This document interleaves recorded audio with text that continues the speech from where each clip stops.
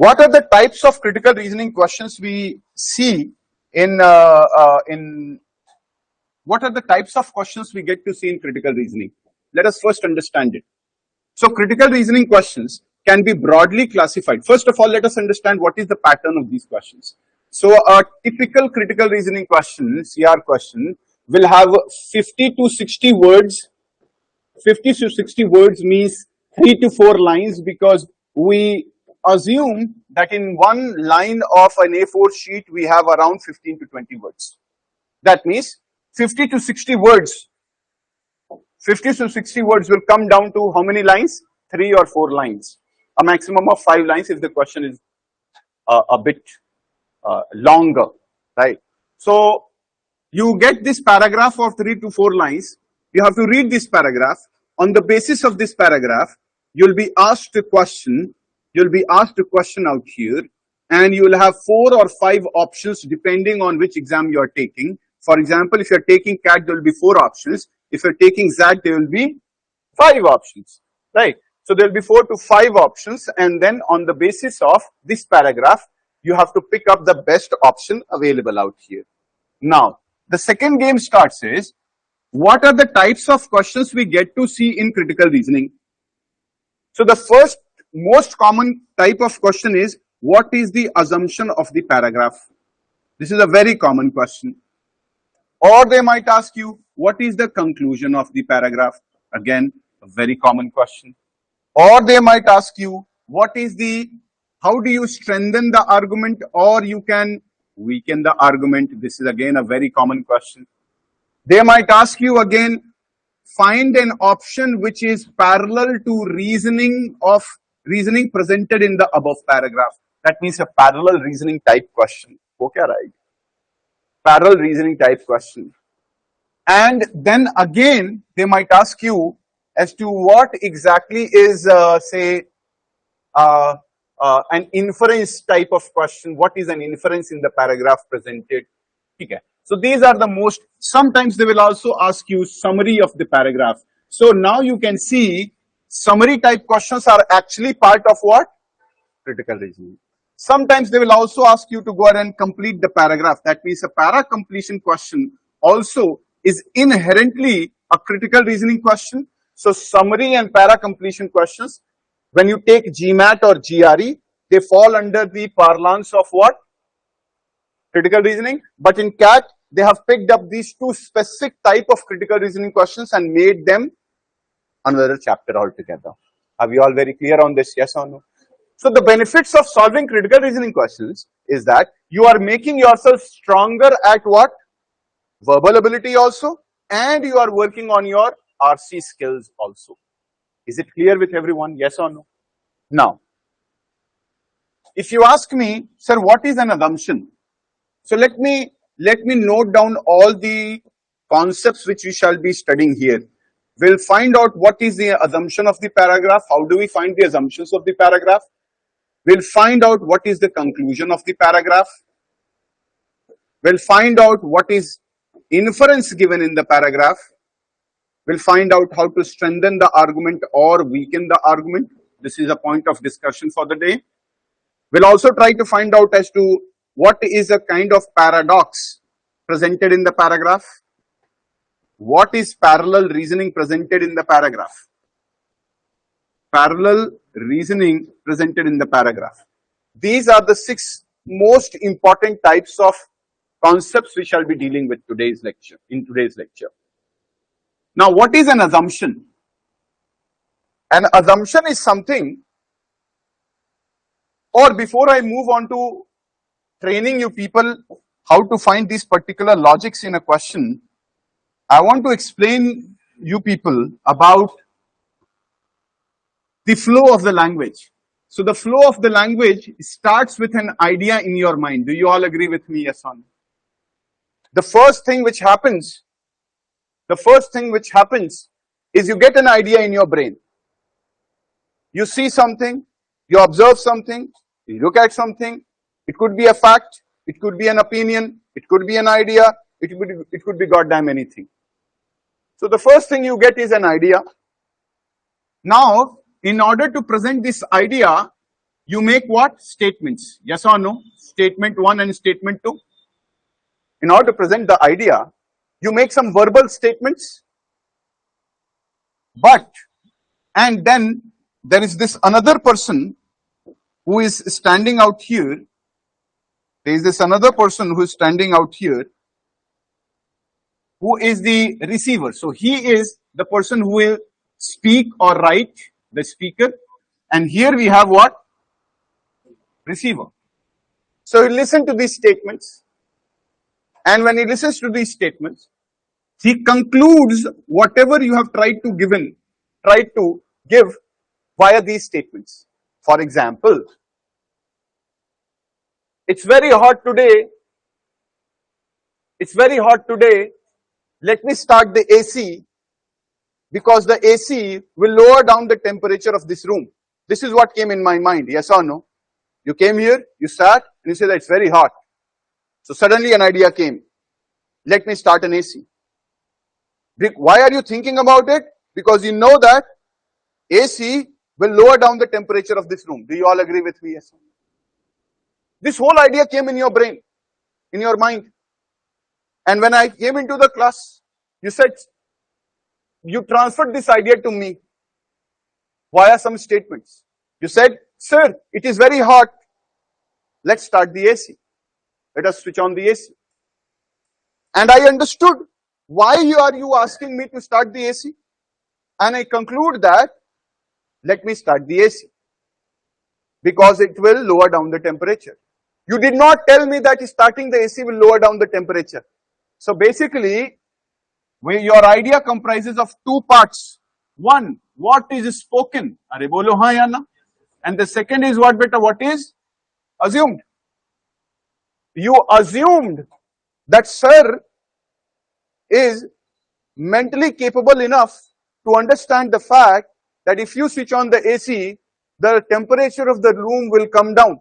Now this is not something which you are trying to tell me because you assume that itna to samajh mein aa hi jayega bande ko. वो implied है और वो implied इसलिए है क्योंकि मैंने assume कर लिया कि इतना तो तुमको समझ में आ जाएगा भाई. यानी कि AC चला दो, गर्मी बहुत है, ये तुमने बोला और ये मान लिया कि इतने बोलने से आपको ये भी समझ में आ जाएगा कि AC चलाने से रूम ठंडा होता है. और जब मैंने ये स्टेटमेंट्स को सुना तो मैंने कंक्लूड कर लिया कि बच्चे को गर्मी लग रही है, चलो AC चला देता हूं. और बिना बोले ये भी समझ गया कि इसको चलाने से रूम का टेम्परेचर कम हो जाएगा.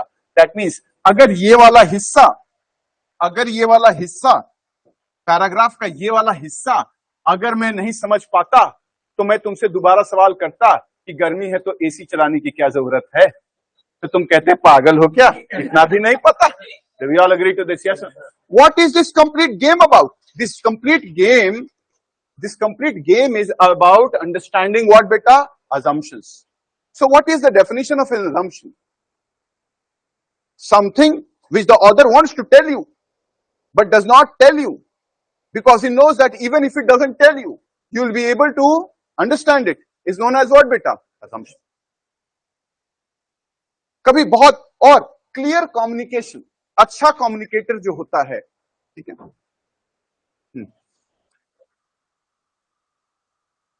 कम हियर, इसको बैठने की जगह दो,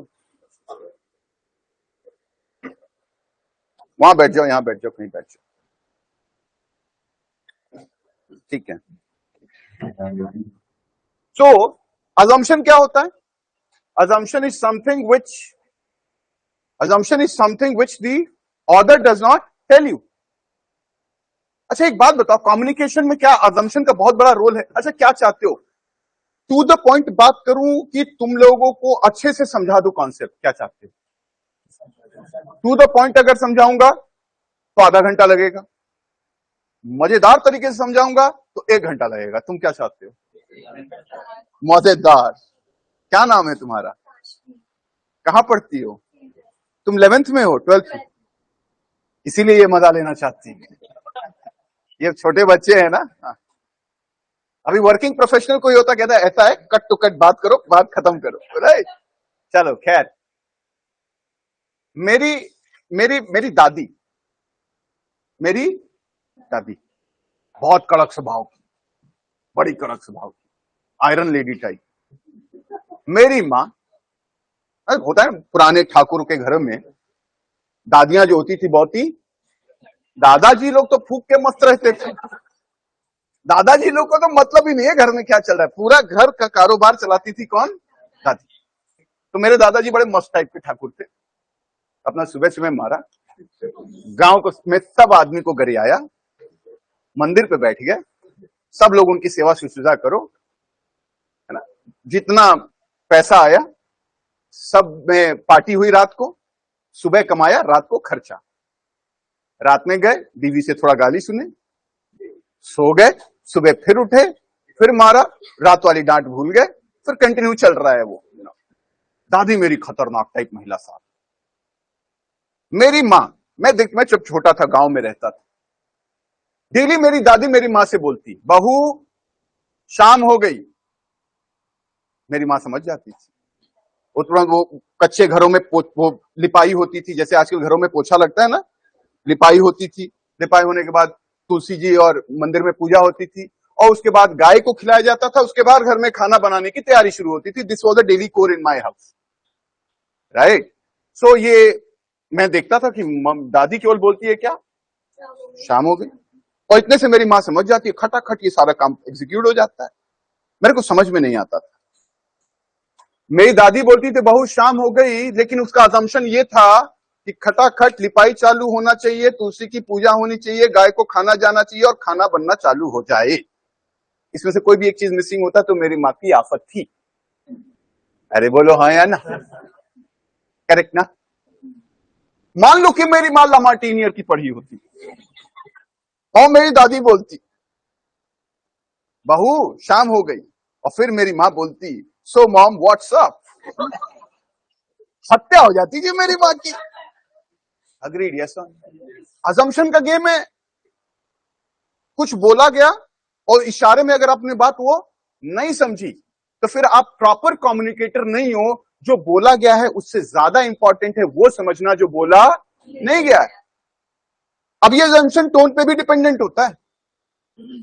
हेलो बोलने के कई सारे तरीके हो सकते हैं। शब्द हेलो है, हेलो हेलो हेलो हेलो, शब्द क्या है हेलो, लेकिन क्या हर हेलो का असम्पशन बदल रहा है? नहीं बदल रहा है।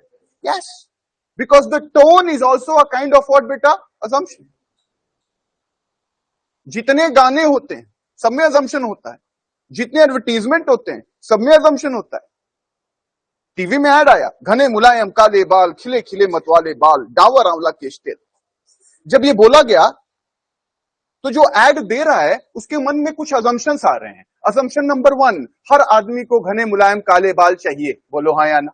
अगर वो जानता कि मार्केट में घने मुलायम काले बाल किसी को नहीं चाहिए तो ये बात वो कभी बोलता ही नहीं।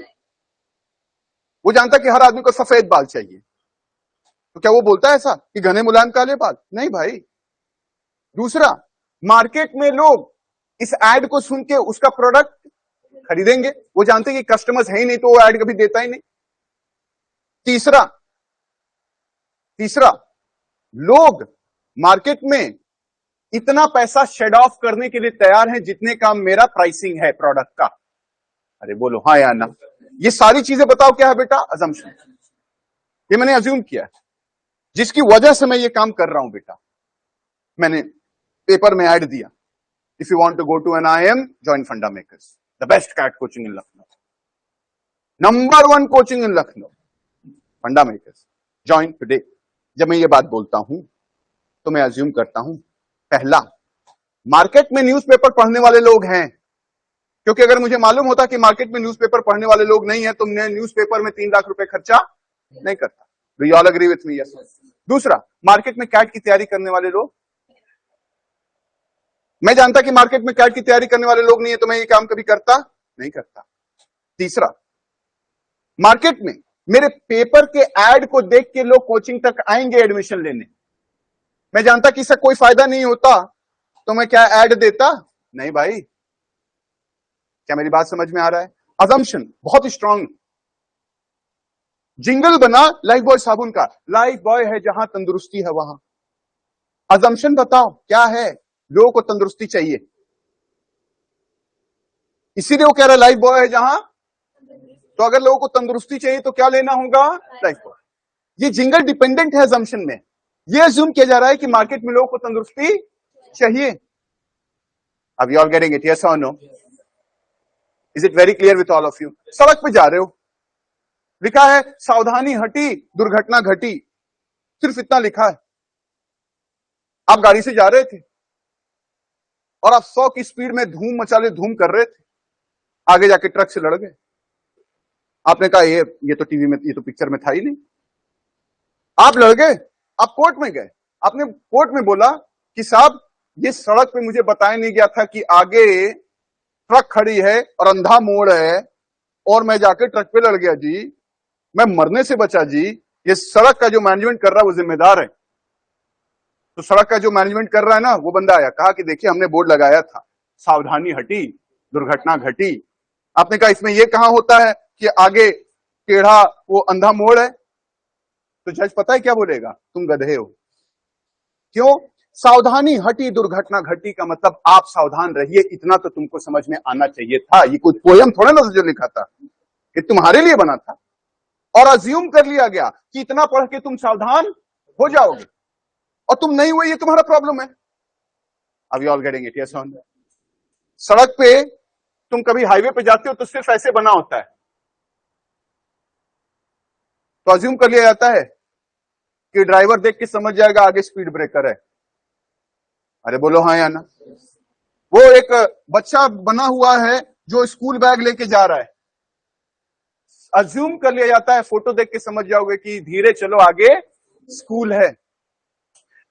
सड़क पे हाईवे पे ऐसा बना हुआ है बोर्ड पे गोल, अज्यूम कर लिया जाता है कि धीरे चलो आगे अस्पताल है, या नो हॉर्न जोन है ये।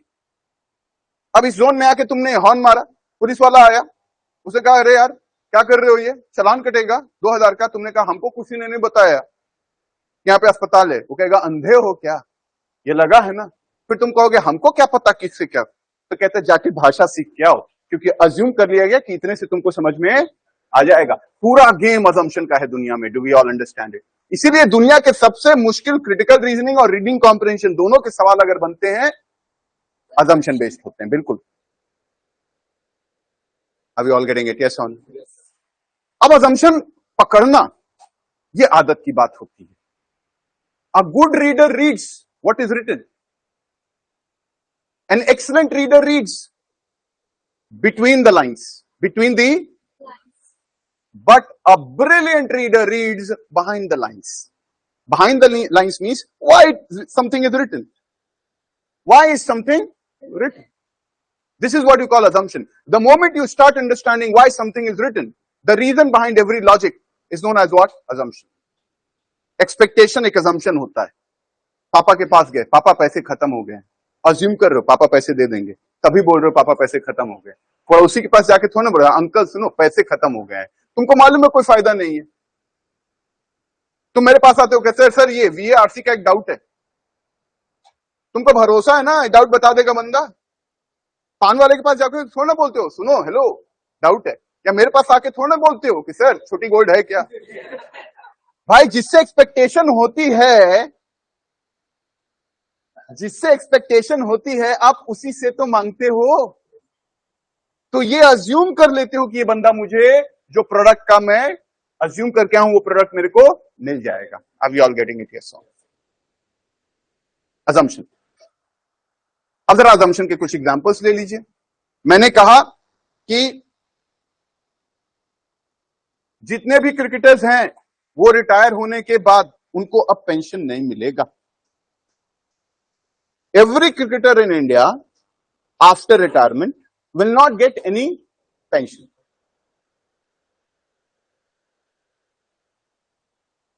I'm worried. I am worried. How will these guys run their household? Statement ध्यान से सुनना। Cricketers in India after retirement will not get any pension. I'm worried. How will these guys run their household? What is the assumption? Why I'm saying such a statement? Statement, huh? Because the source of income will cease. Okay? The source of income will cease or the only source of income will cease? They have only one source of income. What? Pension. तभी तो मैं कह रहा हूं हायराम उनका घर कैसे चलेगा? इकलौता सोर्स ऑफ इनकम है क्या? पेंशन. वो भी नहीं रहेगा तो उनका घर कैसे चलेगा? अगर उनके पास कोई और सोर्स ऑफ इनकम होता तो मैं ये कतई नहीं बोलता कि आई एम वरीड उनका घर कैसे चलेगा. Do we all agree to it? Yes और नो? इसको क्या बोलते हैं हम लोग? Assumption based questions. पैराग्राफ आएगा, क्या बोला गया है, उसके पीछे का रीजन जो होगा वो अजम्पशन होगा. एकदम दिमाग में बैठा लीजिए ये बात. क्लियर है? कॉपी में लिखिए. Assumptions are statements which are hidden premises. Assumptions are statements which are hidden premises and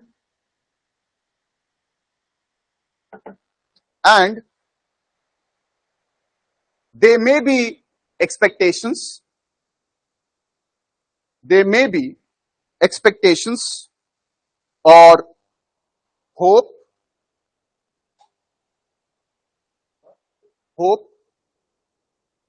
logic, data,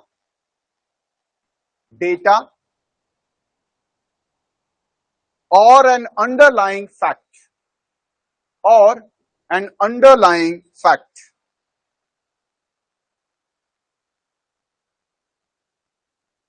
Without assumptions,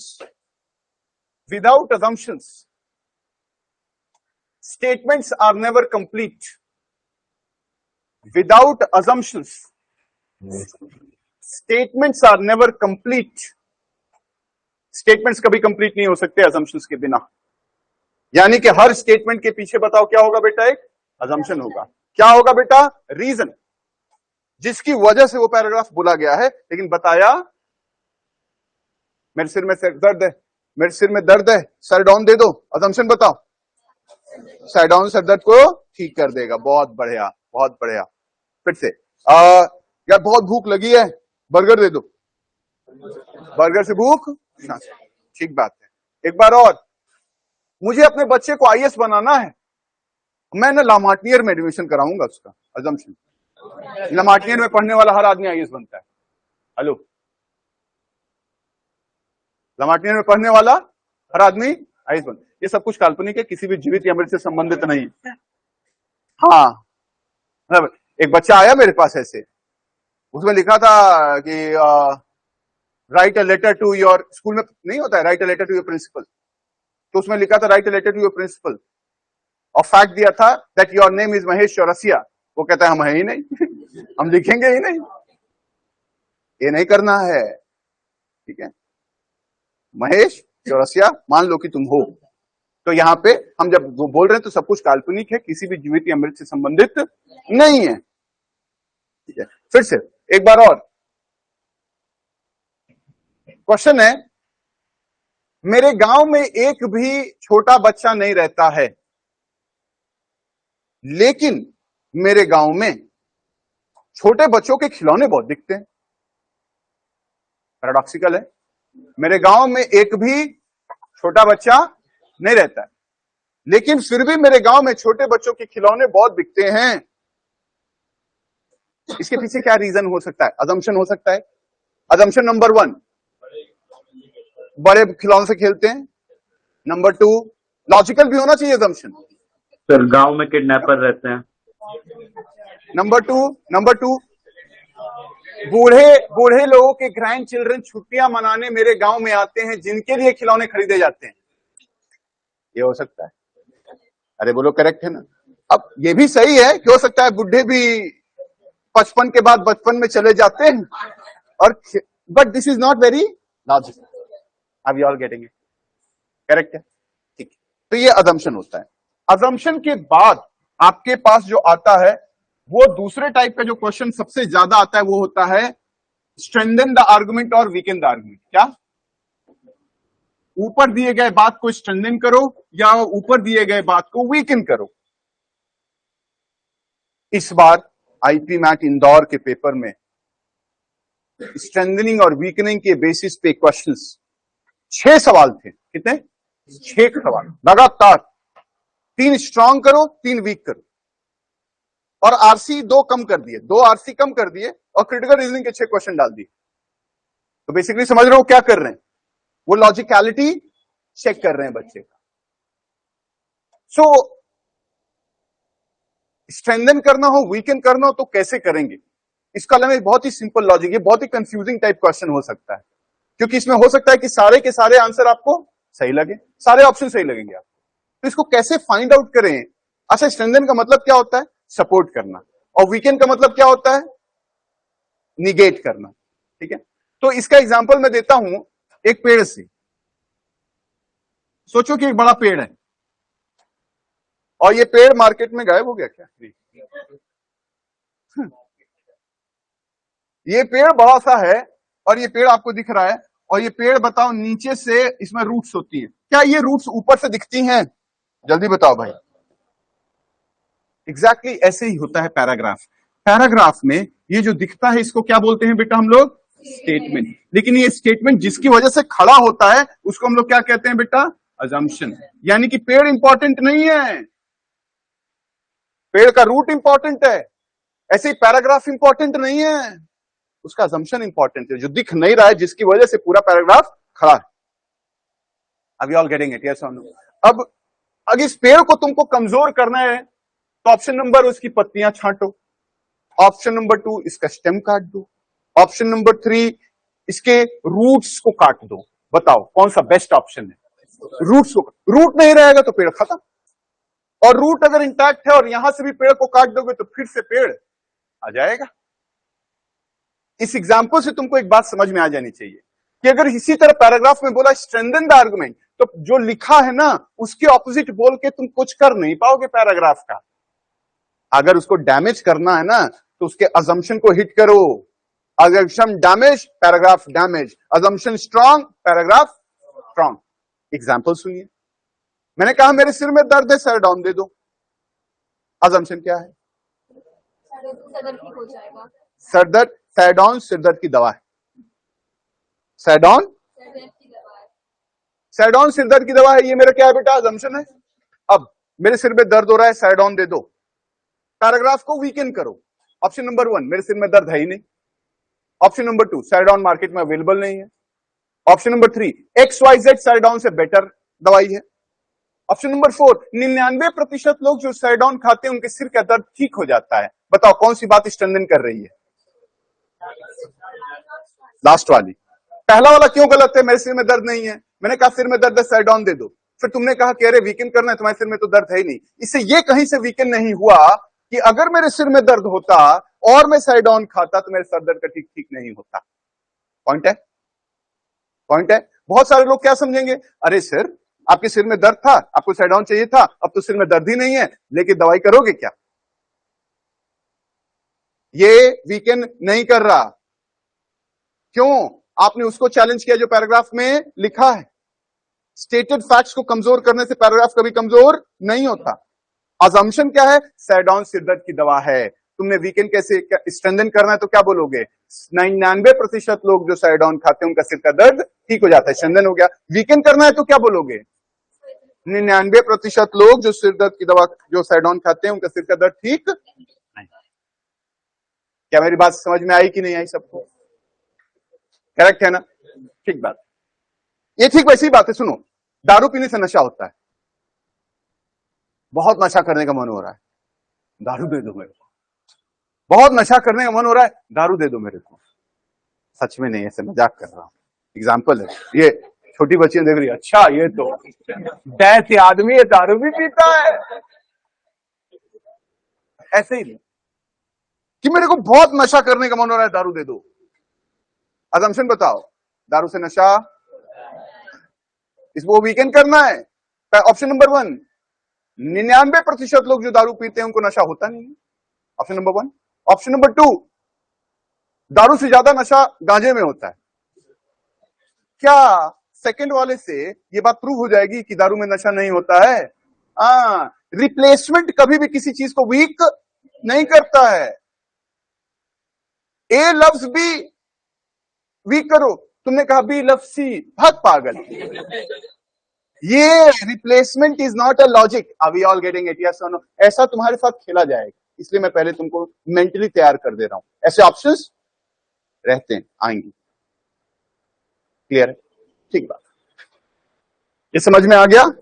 तीसरा टाइप का जो क्वेश्चन होता है वो होता है, बताइए क्या बेटा? Inference. What is the inference of the paragraph? What is the inference of the, कितने लोगों ने रीडिंग कॉम्प्रहेंशन में ये देखा है? हाथ उठाइए। इन्फरेंस शब्द का इस्तेमाल रीडिंग कॉम्प्रहेंशन में देखा है? सबने देखा होगा। जीवन में अभी कभी भी रीडिंग कॉम्प्रहेंशन का सवाल अगर देखा है तो ऐसा हो ही नहीं सकता कि आपने ये शब्द का नाम ना सुना। इन्फरेंस का मतलब बताओ क्या होता है Anandita? What do you mean by inference? No बेटा, no no no no no.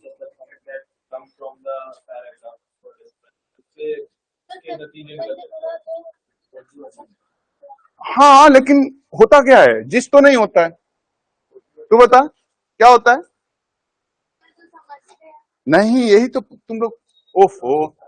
Inference ये नहीं होता है कि जो समझते हैं, या फिर बोला गया, समझ में तो बहुत कुछ आ सकता है। समझ में तो अजम्पशन भी आता है। पैराग्राफ इसमें लिखा जाता है, इसको रेफर करिए, तो इंफरेंस बिटवीन द लाइंस और उसके पीछे क्या लिखा है इसको समझने। वेरी गुड, बस गलत है थोड़ा। देखो, इन्फरेंस होता क्या है? इन्फरेंस क्या होता है? Inference is a definitely true statement on the basis of the paragraph. क्या? फिर से याद हो जाना, एकदम छप जाना चाहिए। Definitely true statement. मैंने कहा ऑल एक्स आर वाई, इसका इन्फरेंस पता है क्या है? डेफिनेटली ट्रू स्टेटमेंट ये है कि some X will be, some X are Y. इसका स्टेटमेंट पता है? Some X will be Y, या फिर सम वाई विल बी। अगर ये पैराग्राफ सही है आनंदिता, अगर ये स्टेटमेंट सही है, तो इन दोनों स्टेटमेंट्स को गलत करने की ताकत दुनिया में किसी के पास नहीं। क्योंकि अगर ये सही है तो ये भी सही होगा। इन्फरेंस मिरर इमेज होता है। क्या होता है बेटा?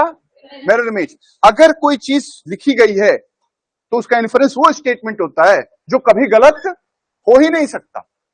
एग्जाम्पल के तौर पे, some people in this class are intelligent, तो इसका इन्फरेंस ये होगा, at least one person sitting in this class is absolutely. Are you all getting it? Yes और नो? और इसका असम्पशन क्या है? कोई बता देगा? At least some people in this class are intelligent, assumption क्या है? There is, no no no, बहुत पागल ना। हाँ, अरे नहीं रे पागल, इंटेलिजेंट को नापने का तरीका मेरे पास है।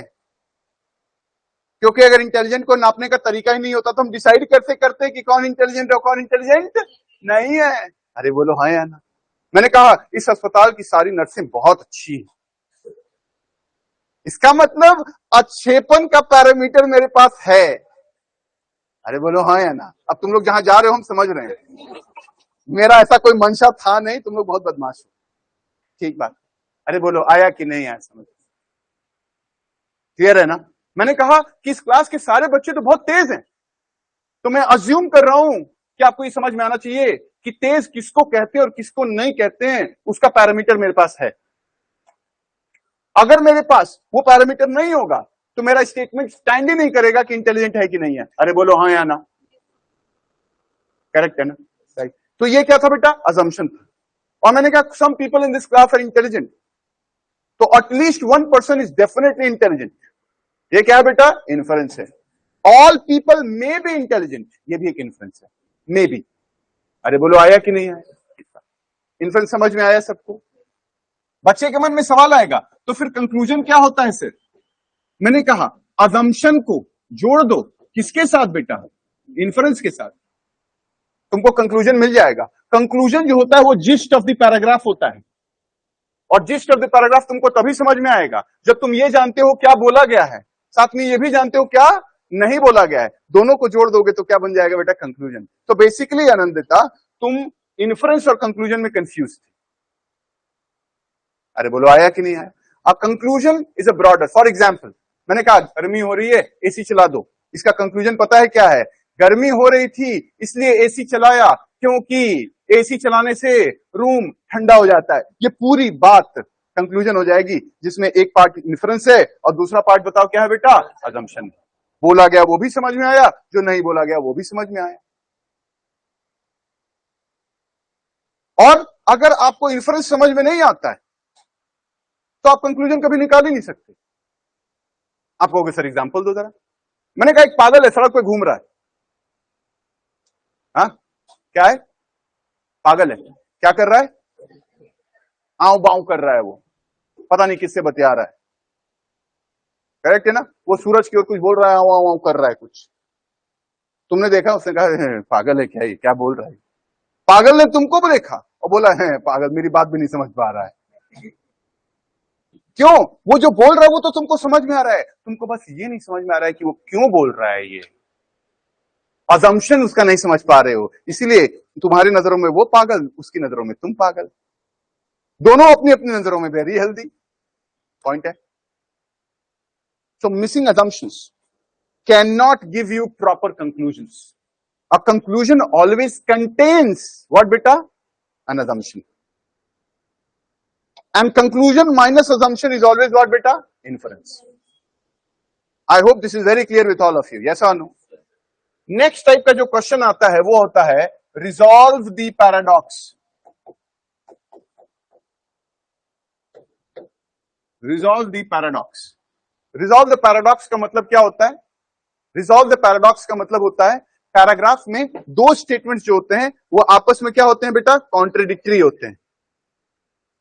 क्या होते हैं, कॉन्ट्राडिक्टरी होते हैं, right. For example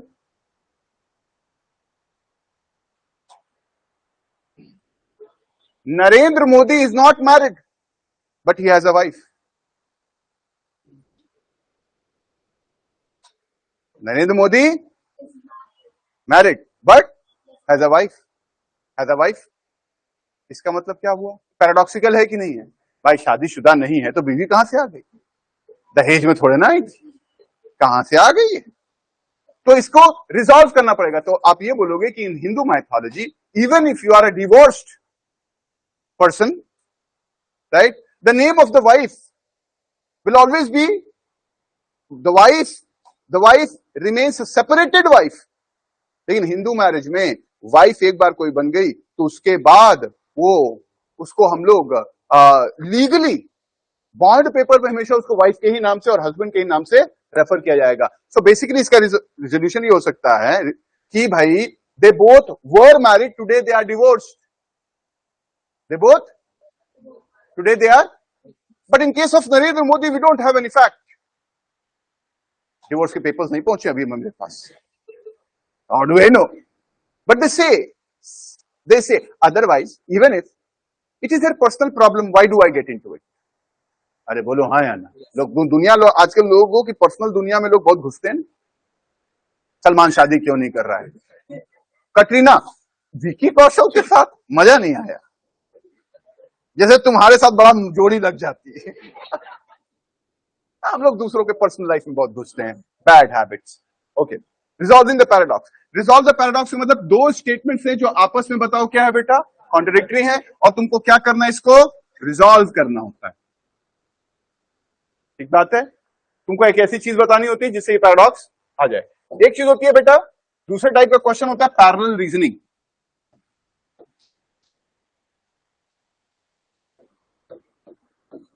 parallel reasoning क्या होता है, पैरेलल रीजनिंग, पैरेलल रीजनिंग में बेसिकली बोला गया all X are Y, all Y are Z. तुमको पैराग्राफ में वो ऑप्शन ढूंढना है जो इसी टाइप का एक रीजनिंग प्रेजेंट कर रहा हो।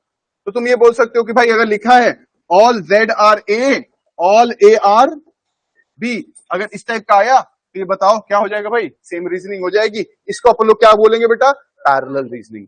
कभी कभी आपसे एंटी रीजनिंग भी पूछता है। एंटी रीजनिंग का मतलब क्या, ऑपोजिट रीजनिंग हो गया। All X are Y, all Y are Z लिखा है तो no X is Y, no Y is Z type का स्टेटमेंट दे दो तो वो ऑपोजिट रीजनिंग हो जाएगी। सिंपल बात है। यही कुछ 6-7 तरीके के क्वेश्चंस हो सकते हैं आपके पास क्रिटिकल रीजनिंग में, दैट्स इट। अगर ये 6 टर्म्स आपको अच्छे से समझ में आ गए तो अब पूरा मामला बताओ किसका है, प्रैक्टिस का है। हाँ बताओ। कॉज एंड इफेक्ट, हाँ कॉज एंड इफेक्ट होता है, बट वो बहुत कॉमन नहीं है और उसमें कुछ समझाने लायक नहीं है कि भाई ऊपर पैराग्राफ है तो बताओ which of the following will be the causes of the effect given above. तो इसमें लॉजिक में कुछ समझाने लायक नहीं है, मतलब मेरे को टर्म्स समझाना था। तो क्रिटिकल रीजनिंग में इस्तेमाल होने वाले मेजॉरिटी मतलब 99% शब्द जो है वो यही है और इसी टाइप के क्वेश्चन आपके पास आ सकते हैं। बाकी पूरा का पूरा गेम बताओ किसका है बेटा, प्रैक्टिस का। तो थोड़ा हम लोग प्रैक्टिस करते हैं। क्वेश्चन देखिए, आपको दूंगा मैं 2 मिनट के लिए पढ़ने के लिए, 2 मिनट आपको पढ़ने के लिए मिलेगा, रुक जाओ पहले।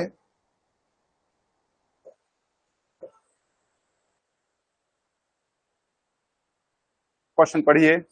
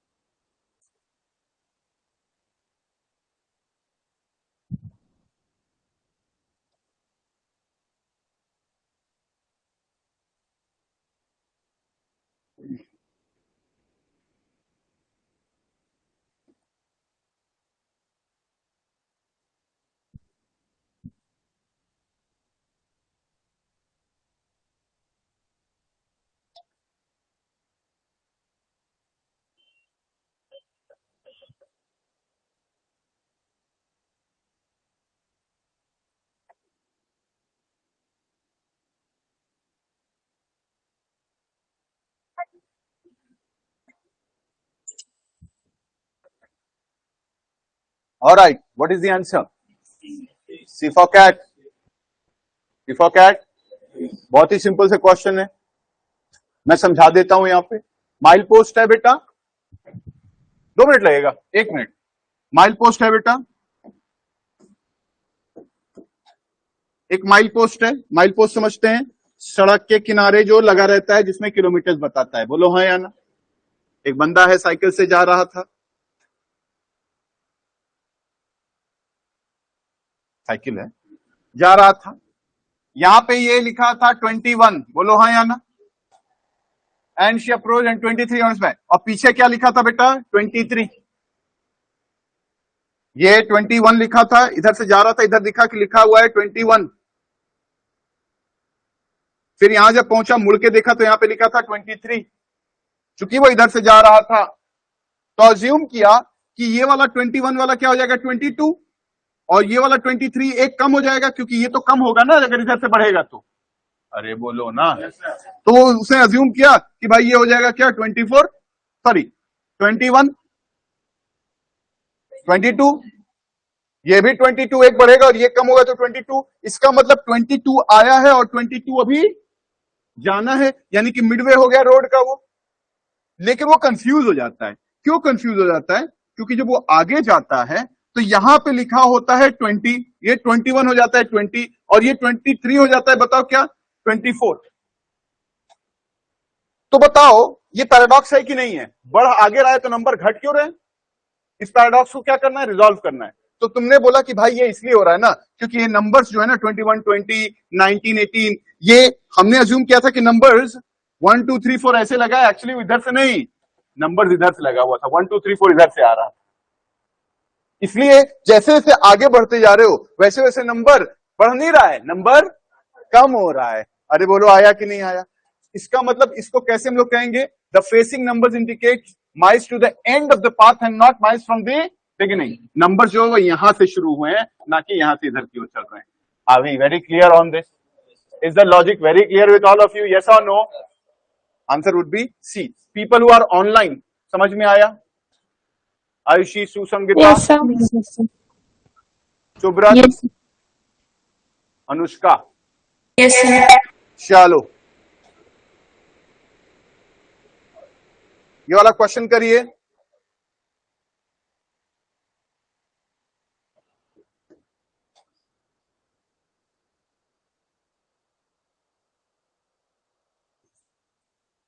चलिए करिए इसको।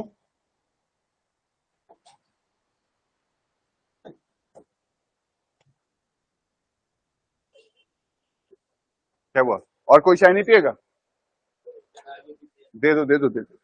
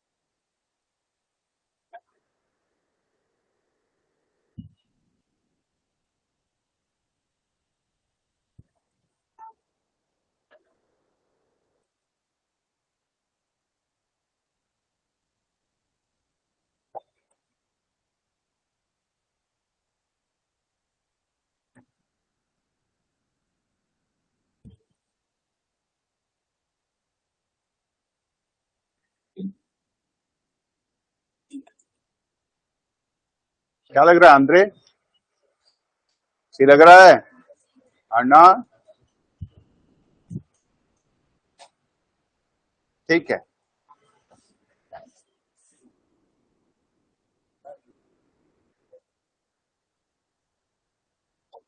तुम लोग चाय नहीं पीते हो? चाय नहीं पीते हो? अब जो पीते हो यहां मंगा नहीं सकते। हाँ क्या?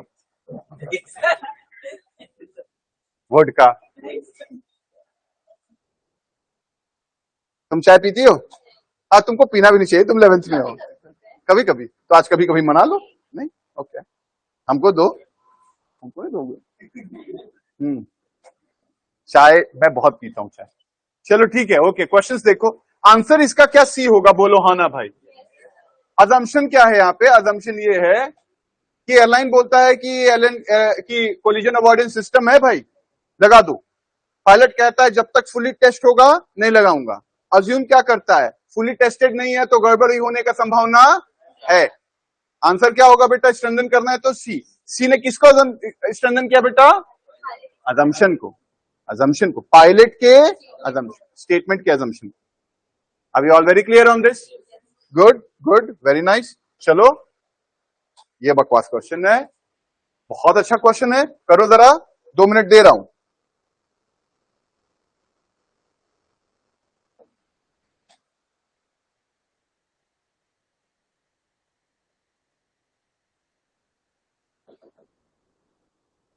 दो मिनट दे रहा हूं। 30 सेकंड पहले नहीं पढ़ चुके थे?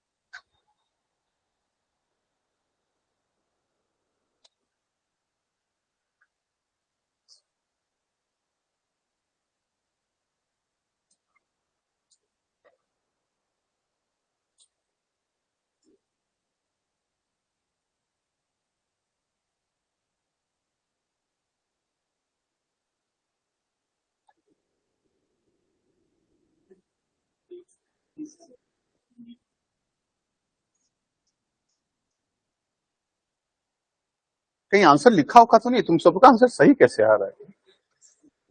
तेज हो गए हो क्या तुम?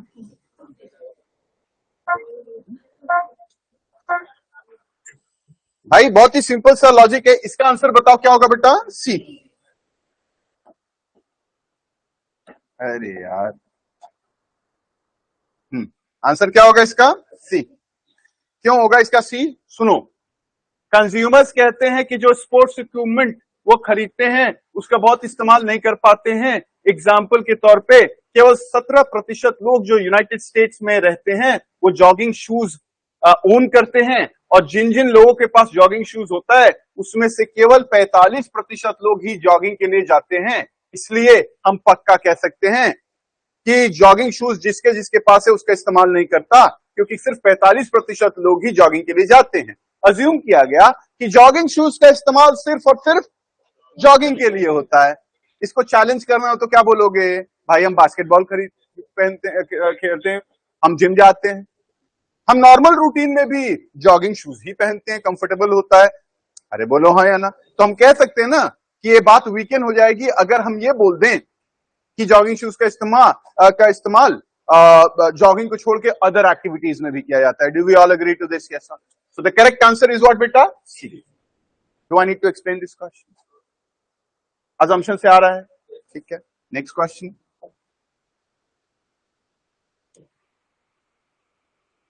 बहुत सुंदर, देखने में बड़ा लग रहा है, क्वेश्चन बड़ा है नहीं।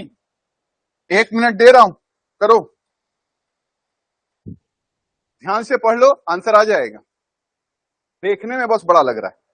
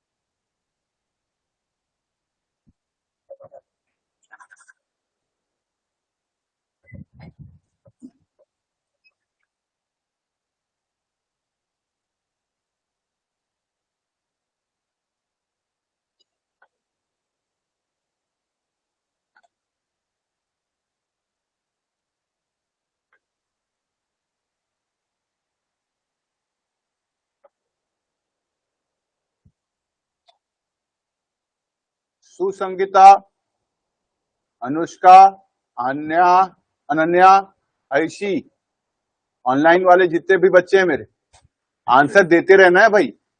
Unmute and give me the answer.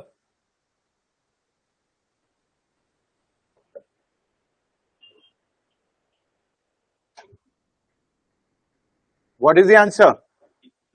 D for dog. Okay. Okay. Andre? Not yet. Okay. बेटा आदित्य, आदित्य ना, तुम्हारा नाम आदित्य है ना?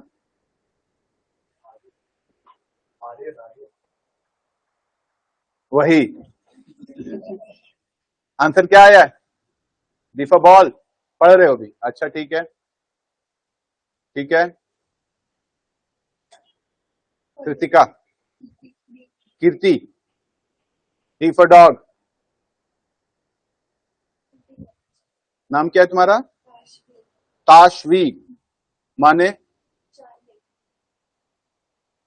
वो तो तुम हो, हैं? Charming, charming.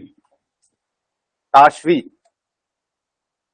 बताओ ताशवी, आंसर क्या होगा बेटा? क्योंकि इंटरनेशनल इसलिए इम्पोज हुआ है क्योंकि किसी ने करने की कोशिश की होगी, और यहाँ पे लिखा कि अगर किसी ने चोरी करने की कोशिश, चोरी का लॉ इसलिए बना क्योंकि किसी ने कोशिश तो की होगी ना चोरी करने। Very good. क्या तुम खड़े होकर समझा सकती हो जो स्टेटमेंट 6 वाला लिखा है उसका मतलब क्या होता है सबको? ये भैया लोग गधे हैं, इनको नहीं आता है, तुम समझाओ। जो क्वेश्चन है उसका स्टेटमेंट समझा सकती हो भैया लोगों को?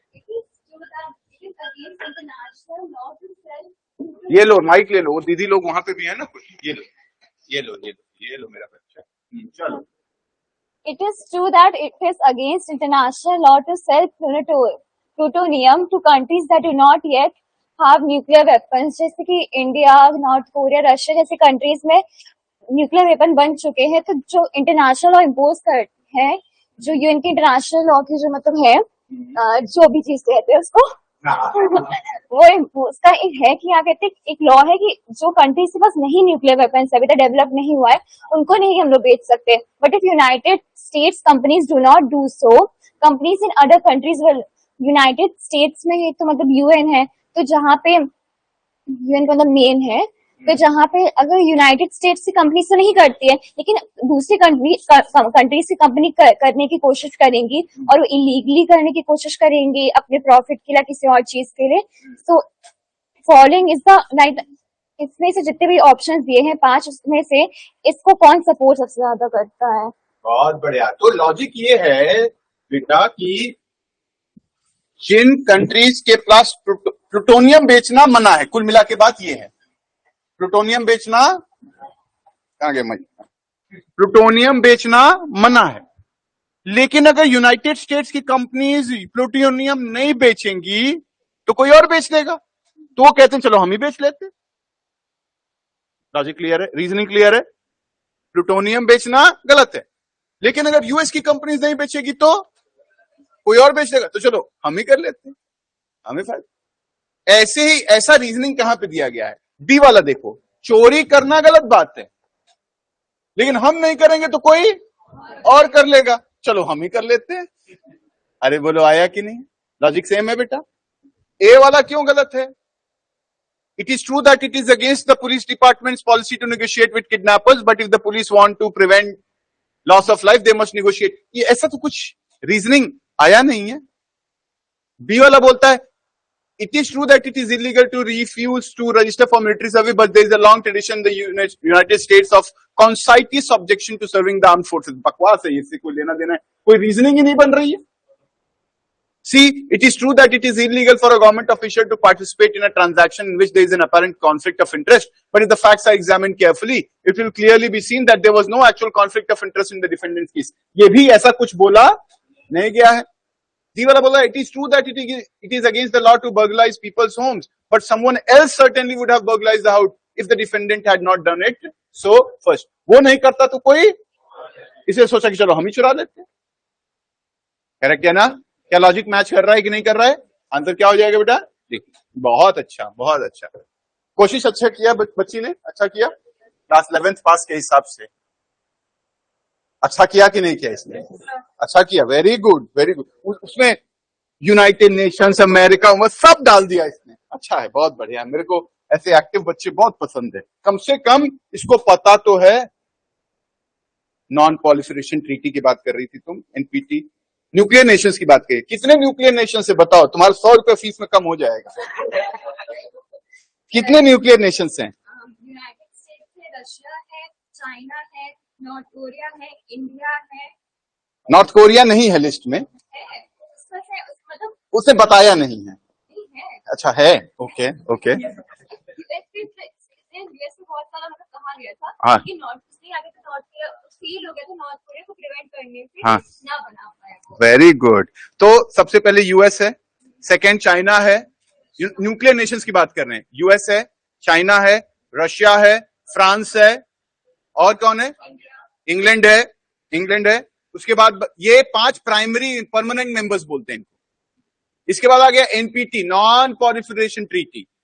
ये 5 देश ने जब न्यूक्लियर वेपन्स बना लिए तो इन्होंने कहा कि भाई देखो, पूरे दुनिया में एक एनपीटी आ रहा है। एनपीटी का मतलब होता है नॉन पॉलिफरेशन ट्रीटी। अब कोई दुनिया में न्यूक्लियर वेपन नहीं बना पाएगा, और अगर किसी ने न्यूक्लियर वेपन बनाया तो हम लोग उसको सबक सिखा देंगे। पूरे दुनिया ने साइन कर लिया, 2 देशों ने मना कर दिया। पूरे दुनिया ने, यूनाइटेड नेशंस के जितने मेंबर्स थे सबने एनपीटी पे साइन कर दिया। क्यों? भैया दुनिया के सबसे पावरफुल देश थे, उनसे लड़ेगा कौन? अमेरिका, रशिया, चाइना, राइट, और इंग्लैंड और फ्रांस। तो एनपीटी आया, इंडिया में थे अटल बिहारी वाजपेयी उस समय, उन्होंने कहा हम नहीं करेंगे साइन। नहीं सॉरी, वो सीटीबीटी के टाइम थे, उसके पहले थी इंदिरा गांधी। इंदिरा गांधी ने कहा कि तुम कुछ कर लो, हम साइन नहीं करेंगे, हम न्यूक्लियर वेपन बनाएंगे। और उन्होंने चोरी छुपे न्यूक्लियर वेपन बनाया, जिसमें ये जो एपीजे अब्दुल कलाम है, इनका बहुत बड़ा रोल था। Bhabha atomic research centre, BARC, Homi Bhabha, बहुत बड़ा रोल था उनका। भारत का पहला एटॉमिक बॉम्ब बनाने का आइडिया होमी भाभा का ही था। वरना तो नेहरू और गांधी तो नोबेल प्राइज पाने के चक्कर में ये तो आर्मी को भी डिसलॉज कर रहे थे। हम लोग को तो, हम लोग शांति पे, हम पे अटैक कौन करेगा। अभी नहीं होती आर्मी तो अभी समझ सीख गए होते। इंदिरा गांधी ने कहा बनाओ और जल्दी बनाओ, बॉम्ब बनाओ। 40 साल लगे भारत को बॉम्ब बनाने में। कितना? 58 से लेकर के 98 तक। इसके बीच में इंदिरा गांधी ने ऑलरेडी एक टेस्टिंग करा ली थी, बम बना लिया था। हाँ, बम बना लिया था, लेकिन पूरी दुनिया को बताया नहीं था। 98 में थे अटल बिहारी, इनके ऊपर दबाव डाला गया। Comprehensive test ban treaty, CTBT, comprehensive test ban treaty, CTBT, वो यूनाइटेड नेशंस लेके आया, कहा कि जितने लोग हैं सब लोग साइन करो कि हम लोग एटॉमिक बॉम्ब नहीं बनाएंगे। अटल बिहारी वाजपेयी ने कहा हम नहीं करेंगे साइन। अमेरिका ने कहा कि हम सैंक्शन लगा देंगे, क्या लगा दो। कहे कि हम तुम्हारे यहाँ की जितने लोग हैं उनको वीजा कैंसिल कर देंगे, सबको तुम्हारे देश भेज देंगे, भेज दो। कहा कि हम तुम्हारे से ट्रेड कैंसिल कर देंगे, उसने कहा कर दो। कहा यूएई का रास्ता ब्लॉक कर देंगे, यूएई हमारा अलाइड है, कहा कर दो। जब देखा कि ये तो एकदम बेशरम हो गया है, कुछ कर ही नहीं पा रहे हैं, और ये कर दो कर दो कर रहा था, बीच में बम फोड़ दिया पोखरण में खट से। अमेरिका ने कहा कर दिए, कहा अब बताओ। और फिर इंडिया को यूनाइटेड नेशंस ने माना कि हम न्यूक्लियर पावर हैं। जब इंडिया ने कर लिया, पाकिस्तान ने भी बना लिया, पाकिस्तान ने बना लिया, फिर इजराइल ने भी बना लिया। वो तो तुम्हारा इमोशन है, हम ज्योग्राफी की बात कर रहे हैं, ठीक है। ये तो गजब बोला। तो पूरे दुनिया में भाई कितने देश हैं? 9। There are 9 nuclear states in the world. चलो, क्वेश्चन नंबर 7 देखिए बेटा।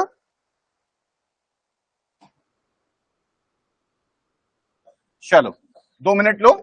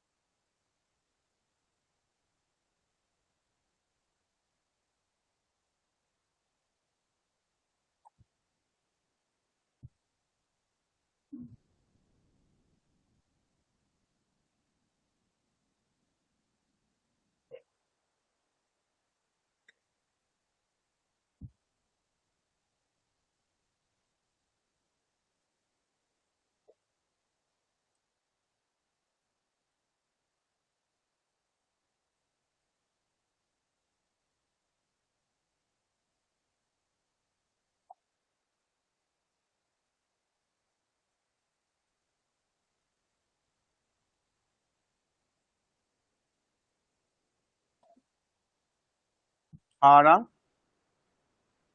ये है, ठीक है। पीछे बेटा लोग, निहाल,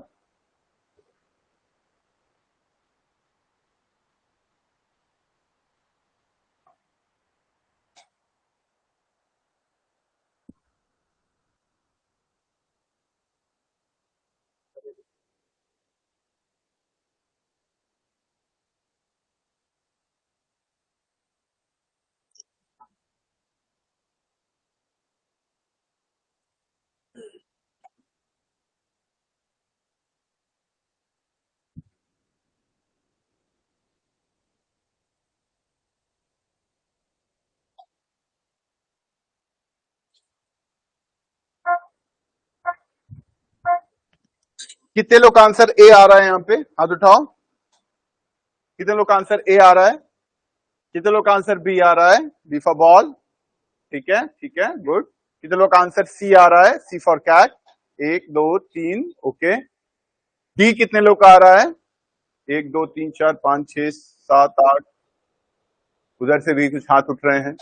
गुड गुड। 2 लोग उठे ऑनलाइन में, अनन्या और सुसंगिता। बाकी लोग भी आज सबका आंसर डी आ रहा है। ओके, गलत तो आंसर है ये। 8 ई वाला क्या था? ई कितने लोग का आया है? डी वाला गलत है। अब बताओ आंसर क्या होगा? ए होगा? हाँ, आंसर डी होगा। कंफ्यूज मत हुआ करो, भरोसा रखा करो अपने लॉजिक पे, ठीक है? अपने लॉजिक पे आदमी को क्या होना चाहिए? भरोसा। कॉन्फिडेंस हाई इतना होना चाहिए कि अगर ये आंसर गलत है, अगर ये आंसर नहीं है तो क्वेश्चन में कोई गलती है। इतना हाई लेवल का कॉन्फिडेंस होना चाहिए आपको। तो क्वेश्चन गलत होता।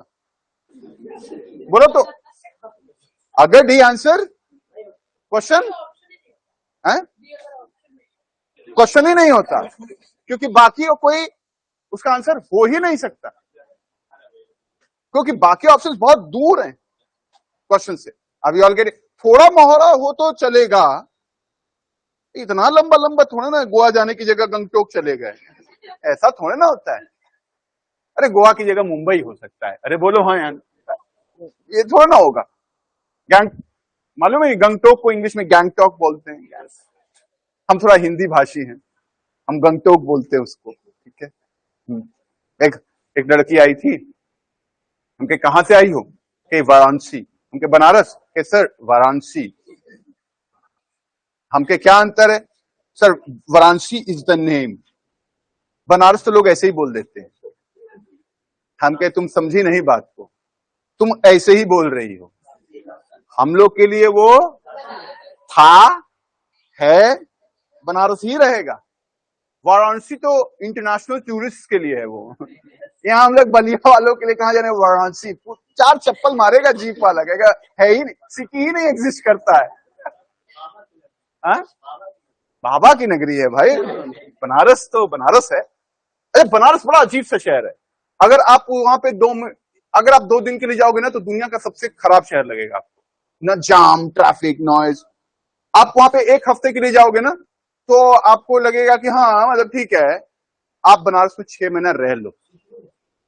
दुनिया में उससे खूबसूरत शहर नहीं है। Banaras is the most beautiful city in the world. You know why? 2 reasons. एक तो वहां की भाषा गजब है, इतना एनर्जेटिक, इतना अपनापन है ना। हा? मतलब वहां पे रिक्शा वालों से भी बात करोगे ना, रिक्शा वाला बोलेगा और गुरु, जैसे सालों से जानता हो।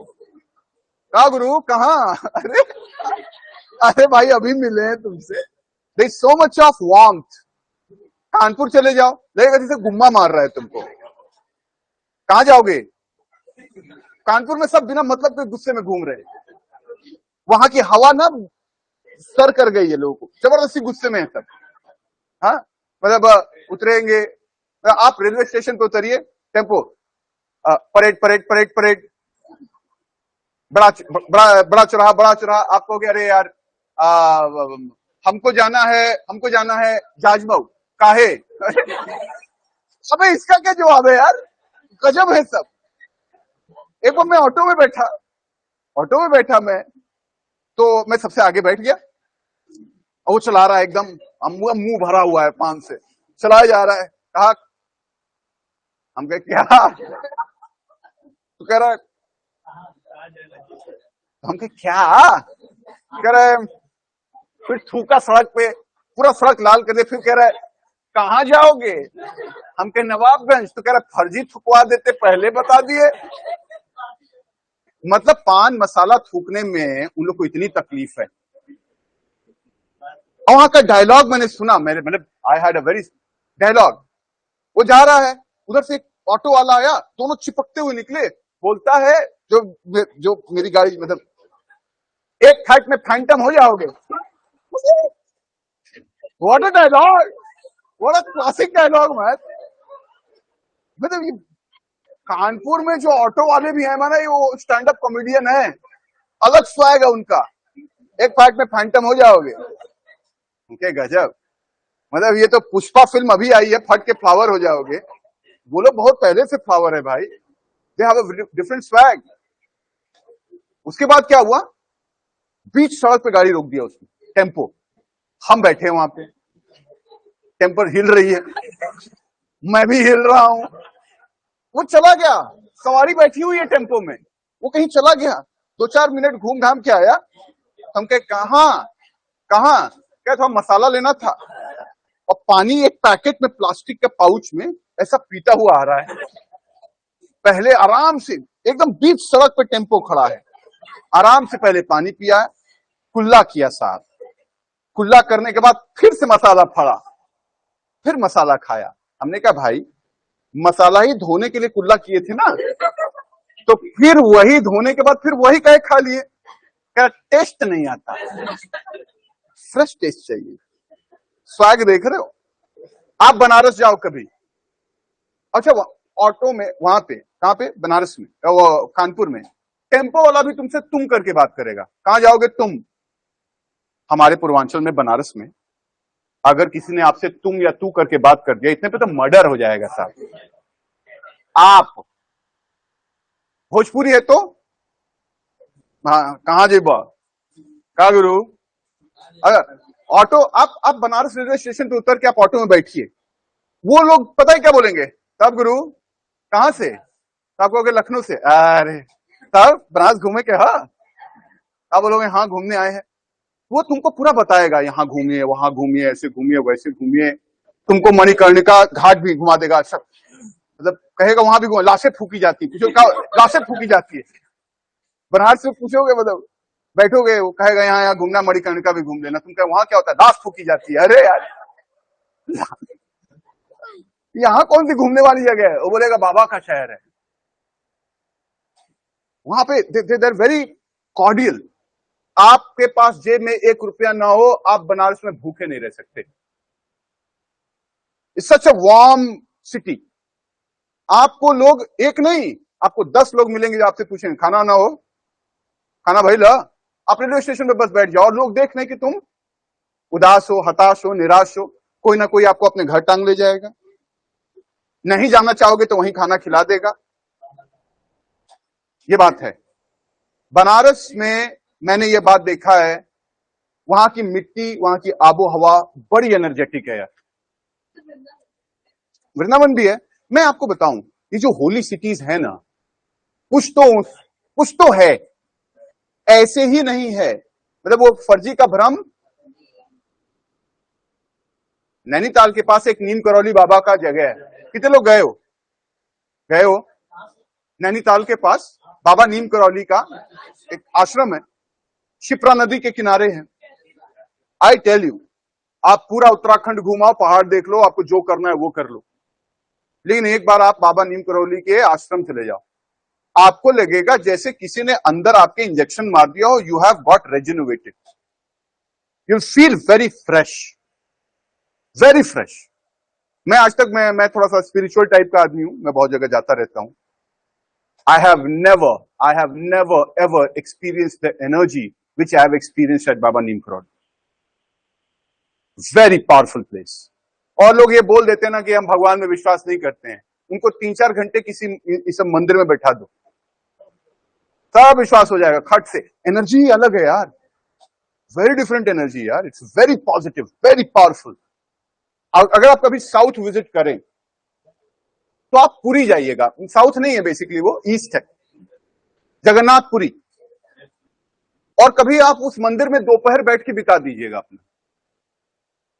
हाँ, आप कभी जगन्नाथपुरी के अकेले जाओ, किसी के साथ नहीं, और जगन्नाथपुरी के टेम्पल में आप ना दोपहर बिताओ, कि मतलब ऐसा सोच के जाओ कि 2-4 घंटे है मेरे पास, मैं बस यहाँ पे बैठूंगा आंख बंद करके, एंजॉय करूंगा, सामने समुद्र दिखेगा, समुद्र देखूंगा मैं, आप समुद्र देखो। I guarantee you, you will change your life. Spiritually, it is so energetic. Very, very energetic. 90% of the students or of people of your age do not experience it because they're too busy in WhatsApp, goddamn Facebook and all this shit around you. हम लोग mall घूमने जाते हैं। हमारे पूर्वज ना बेवकूफ नहीं थे, वो चारों धाम घूमने जाते थे। वो बेवकूफ नहीं थे, घूमने को पहाड़ भी थे, घूमने को समुद्र का तट भी था, घूमने को शहर भी थे। अरे भाई, आज के जैसे मॉल नहीं होंगे लेकिन शहर तो होते होंगे। वो 4 धाम की यात्रा पे ही क्यों जाते थे? उसका रीजन है, जब आप बद्रीनाथ जाओगे ना, वहां की एनर्जी एकदम अलग है।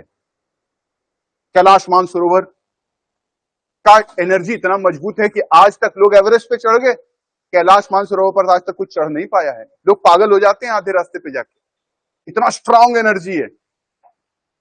वहां का डेमोग्राफी बहुत अलग है, ज्योग्राफी एकदम अलग है। कैलाश मानसरोवर में गया एक बार, तो वो मानसरोवर लेक था, मानसरोवर लेक था भाई। मैंने वहां पे नहाना अलाउड नहीं है भाई, वो कुंड था मानसरोवर। 10,000 फीट की ऊंचाई की बात कर रहा हूं, 10,000 फीट, शायद उससे भी ज्यादा, 16,000 फीट, सॉरी 16,000 फीट। उस हाइट पे जहां चारों ओर बर्फ है, कैलाश मानसरोवर में पानी एकदम क्लियर, साफ, बर्फ का एक परत नहीं। जहां पे चारों ओर बर्फ है, पहाड़ बर्फ से ढका हुआ है। सोचो टेम्परेचर कितना कम होगा, और मानसरोवर का पानी जम नहीं रहा है। इसको तुम साइंटिफिकली प्रूव ही नहीं कर पाओगे कि क्यों नहीं जम रहा है। पॉइंट है। और उससे लगभग 1.5 किलोमीटर दूर, मतलब यहां से आप वॉक करते हुए कैलाश मानसरोवर के किनारे किनारे वॉक करते हुए, और आप चले जाइए से लखनऊ यूनिवर्सिटी न्यू कैंपस तक। बहुत दूर तो नहीं हुआ, आप वहां चले जाइए, कैलाश पर्वत पे ही वहां चले जाइए, और वहां पे आपको एक दूसरा ताल मिलेगा, उसका नाम है राक्षस ताल। कोई गया है अगर तो जानता होगा राक्षस ताल। भाई वहां पे पानी एकदम ही अलग है। तुम पानी टेस्ट करोगे, तुमको लगेगा सारा डेड सी का पानी है, इतना खारा, एकदम खट्टा पानी, समुद्र का पानी। आज तक साइंटिस्ट ये नहीं एक्सप्लेन कर पाए हैं कि भाई 16,000 फीट की ऊंचाई पे फ्रेश वाटर लेक 1.5 किलोमीटर दूर है, इतना सलाइन लेक कैसे बन गया यार। You can not scientifically explain it. Kailash Mansarovar जो पर्वत है ना, कैलाश पर्वत, उससे तुम आधा किलोमीटर दूर से भी गुजरोगे ना, तुम्हारे रोंगटे यूं खड़े हो जाएंगे। इतना एनर्जी है, इतना पावरफुल है, इतना ज्यादा स्ट्रांग वेव्स हैं वहां पे। I don't know how it happens. अगर तुम अपने आप को नास्तिक मानते हो ना, मैं तुमसे डबल नास्तिक था। मैं हर मंगलवार दारू पीता था और चिकन खाता था जानबूझ के। हाँ हाँ, एंड टुडे, पिछले 5 सालों से मैं हर मंगलवार व्रत रहता हूं। How did it happen? I don't know, but I know one thing for sure, you cannot defy the energies which you get to see at these places. And you know what? I consider myself a fairly confident man. Very confident, in fact. It's very difficult to convince me of something just by saying something. I'm a man of facts, but trust me, it's different. You should definitely work on to these things. Today, I have quit alcohol. I don't drink alcohol. And I want to tell you that जो तुम आजकल करते हो ना, तुम लोग party में cigarette and alcohol, and that is what you call party, बेवकूफी है। असली नशा पता है क्या होता है? अचीवमेंट का। असली नशा जो होता है, पैसा भी नहीं है। In my life I have earned a lot of money, I tell you, at this age. पैसा आपको जितनी जरूरत है उससे ज्यादा आने लगे ना, आपको समझ ही में नहीं आता करना, उसका चार्म खत्म हो जाता है। वो भूख तभी तक रहती है ना, जब मैं नौकरी करता था 3 लाख रुपए महीने की ना, तो मैं समझता था कि 30 करोड़ का धंधा खड़ा कर लूंगा ना, तो मेरे को मजा आ जाएगा। बट नाउ आई फील उसका कोई प्रैक्टिकल यूटिलिटी नहीं है। तू बैंक में पैसा रख के करेगा क्या? खाएगा बर्गर और उसी में पेट भरेगा तेरा। तू 50-60 बर्गर तो नहीं खा लेगा भाई। भाई तेरे को जूता की जरूरत है, तू कितना महंगा जूता खरीद लेगा? अब वो बात अलग है कि तू 10 लाख का जूता पहन के तू गधा है फिर।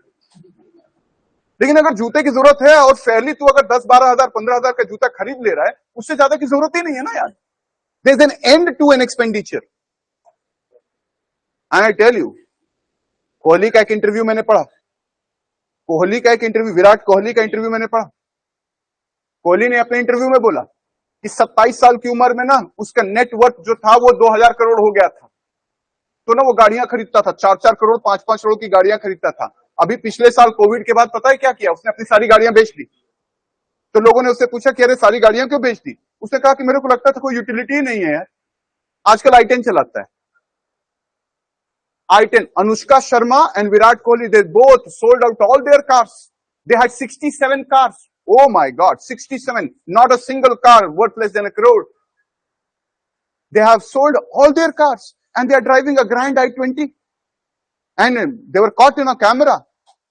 And somebody asked them, why are you driving this car? He said, जो काम मुझसे करते थे उससे ज्यादा बढ़िया से इसमें हो जाता है। तो मेरे को लगा वो सारा का सारा पैसा मेरा डूब गया। Sold all his cars.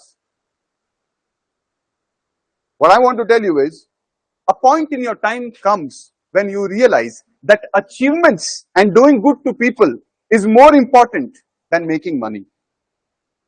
मेरे को मैं भी तुम्हारे एज का था ना, तो मैं सपना देखता था साला करोड़ का पैकेज होगा, ये होगा, वो होगा, फ्लॉट ढकना, सब शाम चला जाता है, सब बेवकूफी की चीजें हैं। Never run after packages. If you run after fat पे packages, very soon you will have to check your packages. Are we all getting it? Yes or no? Try to be good to people. Be a good human being. If you are around, people should love you. You should love people. You know, you should be like an addiction. If you're not around, people should miss you. People should not abuse you. Acha hua chala gaya sala. That should not happen. That's the real thing which you earn in life. And that can happen only when you are good to yourself, one, when you are good to people around you, two, and you are very focused. You are great at doing your work. Enjoy doing your work. I can easily afford a teacher out here in my coaching institute. I do have an English teacher. But sometimes I just feel like I should get into classes, teach, because this is why I opened this organization. I love teaching. I don't teach just to finish off syllabus. I enjoy with you guys. I get young when I am with you. It defies me of my age. Love what you do. That is more important. If you don't want to do an MBA, don't shit do it. It will never give you happiness. If you want to do an MBA just because of reason that you want to earn money, you're going on the wrong track, my brother.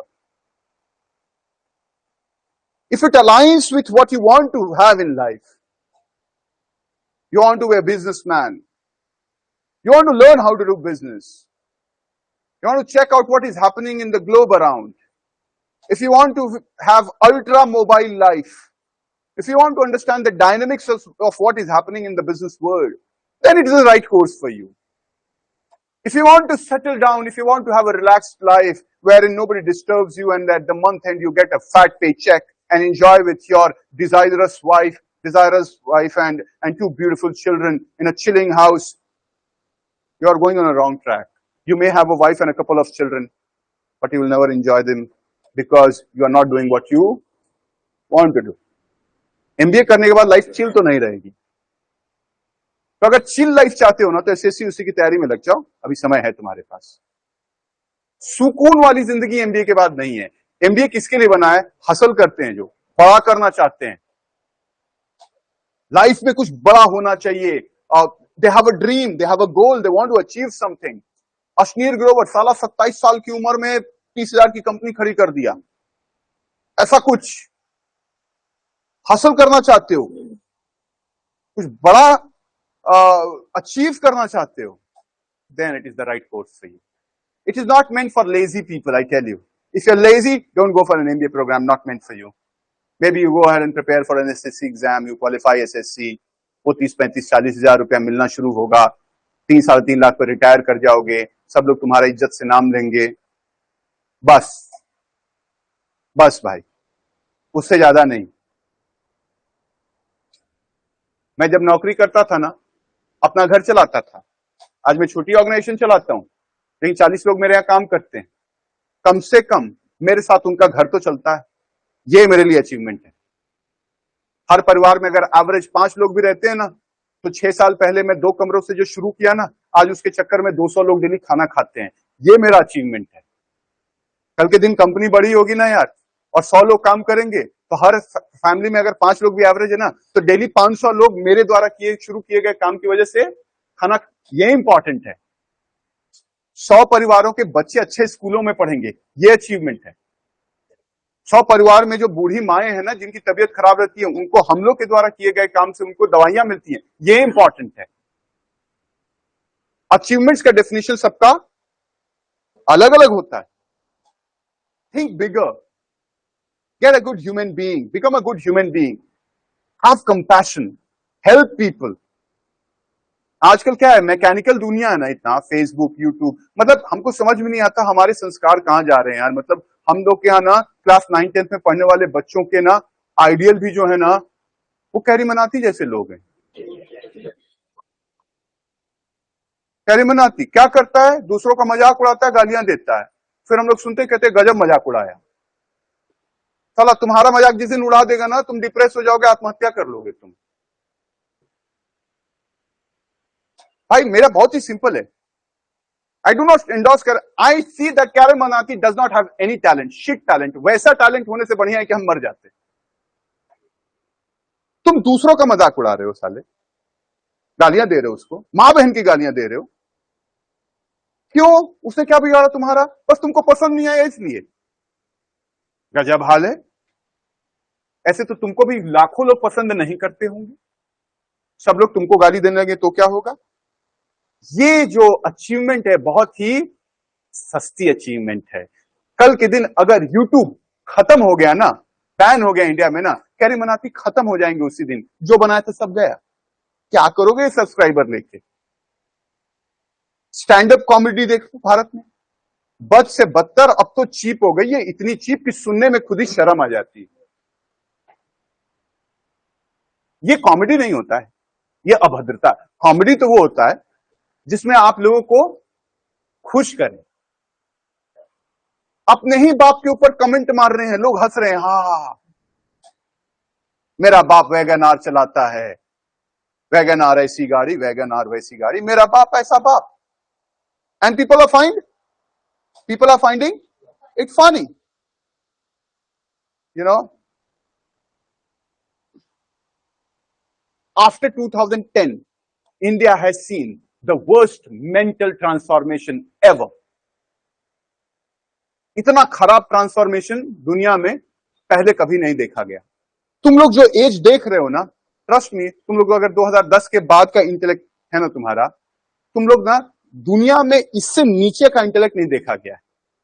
जो 90s और 80s वाले लोग हैं ना, जो हम लोग हैं ना, 80s वाले 90s वाले, वी कंसिडर अस लकी कि यार थैंक गॉड हम इस वाले जनरेशन के इन्फ्लुएंस में नहीं है। Thank God we are definitely not in this generations influence. मेरे से एक लोगों ने बोला कि सर आपने यूट्यूब पे पढ़ाया करो। मैंने कहा बच्चे यूट्यूब पे पढ़ने आते ही नहीं, सीरियस क्लास ले लोगे बच्चे उसको देखेंगे ही नहीं।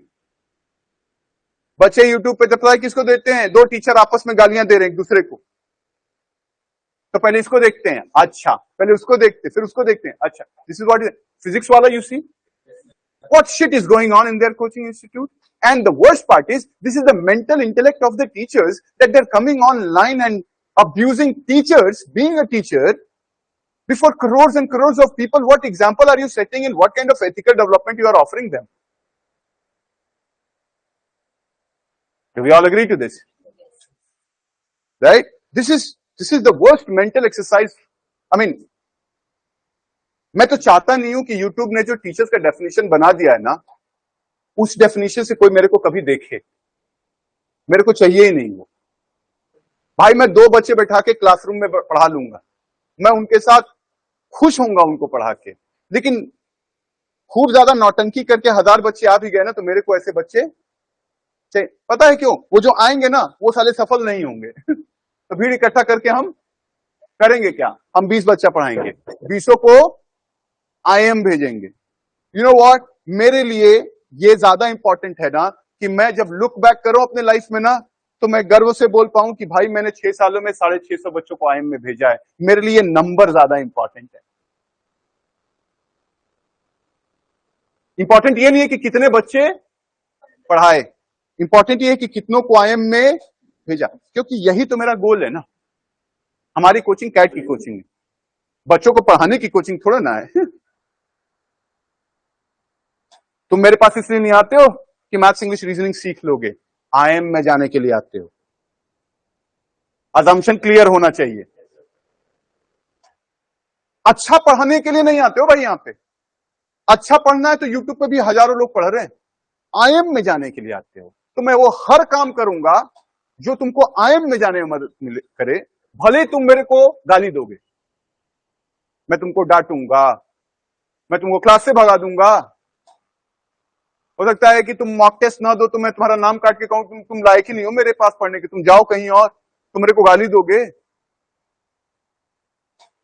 लेकिन 100 में से 100 बच्चे जिनको आईएम में भेजना, मैं उस पर अपना भरसक प्रयास तो कर सकता हूं। जाना ना जाना किस्मत की बात है। Do we all agree to this? Yes or no? भाई प्रयास करने में कोई बुराई तो नहीं है ना। मैं अपना तो ऑनेस्टी से काम कर सकता हूं ना, जिसके लिए मैंने पैसे लिए हैं। That is more important. So it pinches me, मतलब मेरे को बहुत तकलीफ होती है जो यूट्यूब पे जो टीचर्स का स्तर हो गया है, बहुत तकलीफ होती है। टीचर्स को इतना बुरा और इतना नीचे गिरते हुए मैंने जीवन में कभी नहीं देखा भाई, कभी नहीं देखा। एक कोचिंग की बुराई दूसरा कर रहा है। मार्केटिंग, मेरे को तो ये समझ में नहीं, मार्केटिंग। मेरे को आधे एक बंदा आया, आईएम लखनऊ में पढ़ रहा है, मेरा पढ़ा हुआ, कहते सर आप मार्केटिंग क्यों नहीं करते? ये क्या होता है रे मार्केटिंग? सर इसे बच्चे आएंगे, क्या करें? कहता होर्डिंग लगाइए, यूट्यूब पे डेली सेशंस डालिए, आपके यहाँ जो बच्चे क्वालिफाई किए हैं उनसे वीडियो रिकॉर्ड करा के डलवाइए। इतिहास गवाह है, इस साल का एक भी बच्चे का मैंने वीडियो रिकॉर्डिंग डाला नहीं, एक भी नहीं। मेरे को पता है क्यों? मैं बच्चों से ये बोलूं कि तुम ना वीडियो रिकॉर्डिंग पे मेरे लिए अच्छा बोलो, ये मेरे लिए तौहीन की बात है। मैं शर्म के मारे कभी बोलता ही नहीं।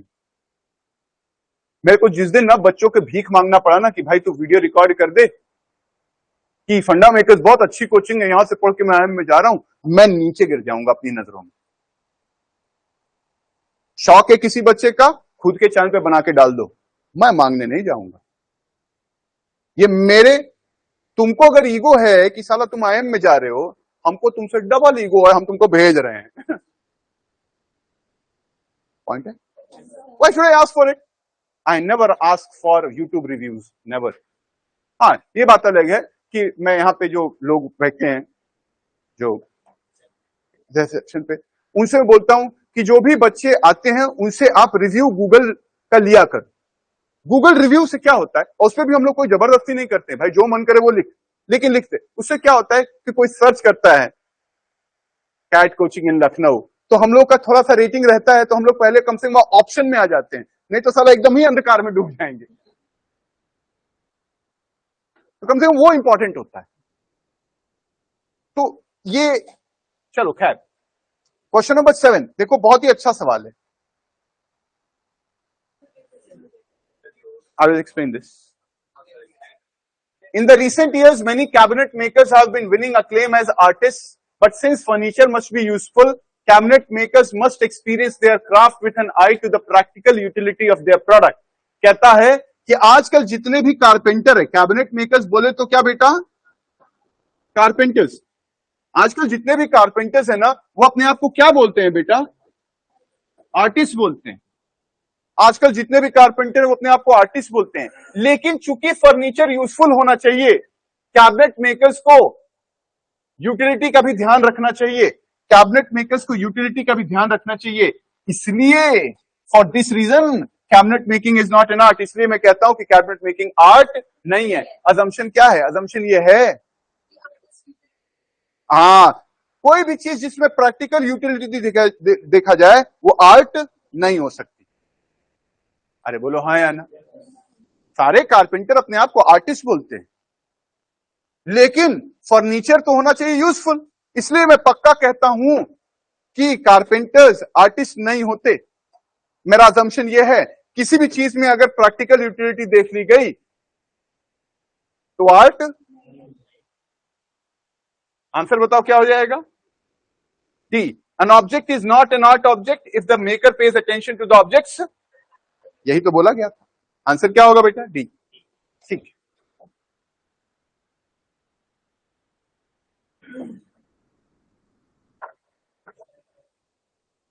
ये वाला क्वेश्चन करिए।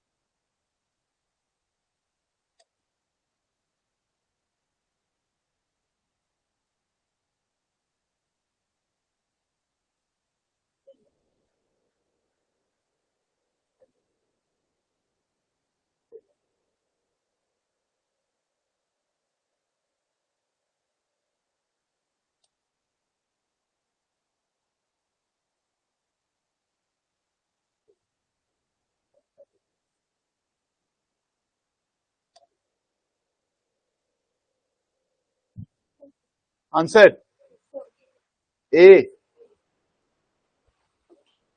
कितने लोग का ए आ रहा है? हाथ उठाओ। कितने लोग का बी आ रहा है? कितने लोग का सी आ रहा है? कितने लोग का डी आ रहा है?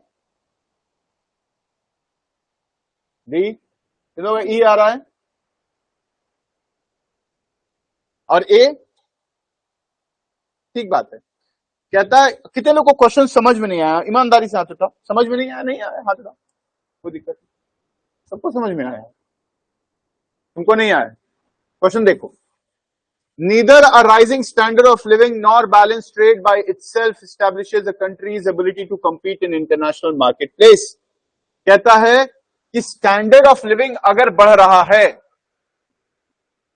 या फिर बैलेंस या फिर ट्रेड बढ़ रहा है तो जरूरी नहीं है, मतलब दोनों में से कोई एक अगर बढ़ रहा है तो जरूरी नहीं है कि देश अच्छा हो रहा है, दोनों का साथ में बढ़ना जरूरी है। सिर्फ स्टैंडर्ड ऑफ लिविंग बढ़ रहा है और ट्रेड नहीं बढ़ रहा है तो कंट्री बेकार है। सिर्फ ट्रेड बढ़ रहा है और स्टैंडर्ड ऑफ लिविंग नहीं बढ़ रहा है तो भी देश बेकार है। Both are required simultaneously since standards of living can rise because of growing trade deficit. हो सकता है कि ट्रेड कम हो रहा है और स्टैंडर्ड ऑफ लिविंग बढ़ रहा है, खर्चे पे खर्चा किए जा रहे हैं, ट्रेड बढ़ नहीं रहा है, वो भी बहुत अनहेल्दी है। और ये भी नहीं कि ट्रेड एकदम बहुत बढ़ गया है लेकिन सड़कें तक नहीं है, स्टैंडर्ड ऑफ लिविंग खराब है, वो भी अच्छा नहीं है। दोनों एक साथ होना चाहिए। If the facts stated in the passage above are true, a proper test of country's ability to be competitive is its ability to do what? A, balance its trade while standard of living rises. कहता है trade balance होता रहे और standard of living ऊपर कायदे से होना चाहिए, दोनों बढ़े। तो बेस्ट आंसर ये रहेगा कि trade rises and trade along with standard of living rises, ये बेस्ट आंसर होता है। लेकिन अब वो है नहीं, तो ये बोल रहा है कि स्टैंडर्ड ऑफ लिविंग कि ट्रेड जो है बैलेंस्ड है और स्टैंडर्ड ऑफ लिविंग बढ़ रहा है। ठीक है। बी बोलता है बैलेंस इट्स ट्रेड बैलेंस है, स्टैंडर्ड ऑफ लिविंग फॉल, ये तो नहीं हो सकता। सी, इंक्रीज ट्रेड डेफिसिट, अगर ट्रेड का डेफिसिट बढ़ रहा है, कमी बढ़ रही है, इसका मतलब ट्रेड कम हो रहा है और स्टैंडर्ड ऑफ लिविंग बढ़ रहा है, यानी कि ये तो एकदम ही अनहेल्दी है, तो ये भी नहीं हो सकता, ये भी नहीं हो सकता। डिक्रीज ट्रेड डेफिसिट को कम कर रहे हैं, चलो अच्छी बात है भाई, यानी कि ट्रेड बढ़ रहा है। स्टैंडर्ड ऑफ लिविंग फॉल्स, ये भी नहीं हो सकता कि ट्रेड बढ़े और स्टैंडर्ड ऑफ लिविंग फॉल हो जाए, गलत हो गया। Keep standard of living constant, standard of living constant हो, why trade deficit rise, trade deficit बढ़ेगा इसका मतलब ट्रेड घटेगा, तो घटेगा तो अलाउड नहीं होगा, यानी कि बेस्ट आंसर बताओ कौन सा होगा बेटा? अरे बोलो आया कि नहीं आया? सबको समझ में आना चाहिए, ठीक है।